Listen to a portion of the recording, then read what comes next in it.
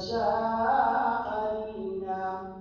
وماذا عليهم لو آمنوا بالله واليوم الآخر وأنفقوا مما رزقهم الله وكان الله بهم عليما. إن الله لا يظلم مثقال ذرة وإن تك حسنة يضاعفها ويؤت من لدنه أجرا عظيما. فكيف إذا جئنا من كل أمة بشهيد وجئنا بك على هؤلاء شهيدا.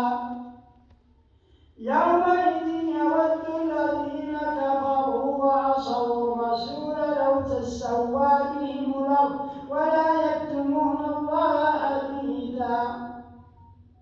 يا أيها الذين آمنوا لا تقربوا الصلاة وأنتم سكارى حتى تعلموا ما تقولون ولا جنبا إلا عابري سبيل حتى تغتسلوا وإن كنتم مرضى أو على سفر أو جاء أحد منكم من الغائط أو لامستم النساء فلم تجدوا ماء فتيمموا صعيدا طيبا فامسحوا بوجوهكم وأيديكم إن الله كان عفوا غفورا. الله أكبر.